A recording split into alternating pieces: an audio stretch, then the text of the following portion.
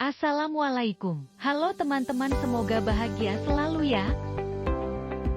Kami dari kelompok 4 yang beranggota 1. Silvana Febrianti, 2. Rizky Kurnia Dewi, 3. Taskia Kamila Az-Zahra, 4.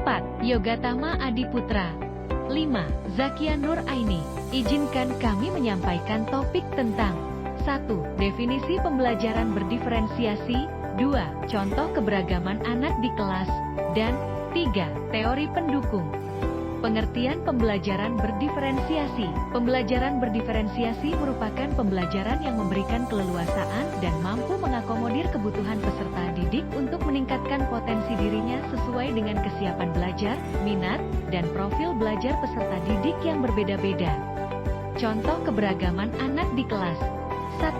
Kesiapan belajar peserta didik, readiness, kondisi awal peserta didik. Kesiapan belajar adalah kondisi awal suatu kegiatan belajar yang membuatnya siap untuk memberi respon jawaban yang ada pada ciri peserta didik dalam mencapai tujuan pengajaran tertentu.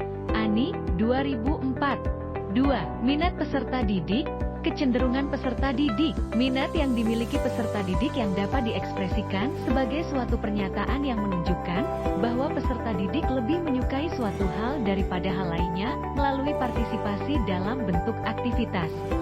3. Profil pelajar peserta didik, gaya belajar peserta didik. Profil atau gaya belajar peserta didik mengacu pada pendekatan atau bagaimana cara yang paling disenangi peserta didik agar mereka dapat memahami pelajaran dengan baik. Teori pendukung, sistem ekologi, yaitu siswa berinteraksi dengan lingkungan mereka. Teori ekologi pendukung pembelajaran berdiferensiasi mengacu pada pemahaman bahwa siswa berinteraksi dengan lingkungan mereka dan bahwa faktor-faktor kontekstual seperti keluarga, sekolah, dan masyarakat dapat mempengaruhi pembelajaran mereka. Teori dari Uri Bronfenbrenner. Kedua, multiple intelligences, yaitu setiap individu memiliki kecerdasan berbeda-beda. Teori multiple intelligences menjelaskan bahwa setiap individu memiliki kecerdasan yang berbeda-beda. Teori ini mendukung pembelajaran berdiferensiasi dengan menekankan pentingnya mengakui variasi kecerdasan siswa dan menyesuaikan metode pembelajaran sesuai dengan kecerdasan siswa serta menyesuaikan metode pembelajaran sesuai dengan kecerdasan yang dominan pada setiap individu. Teori dari Howard Gardner. Ketiga, zona proximal development digunakan untuk mengidentifikasi tingkat kemampuan siswa. Zona proximal development merujuk pada jarak antara apa yang dapat dicapai oleh seorang individu secara mandiri dan potensi pengembangan mereka dengan bantuan atau bimbingan orang lain.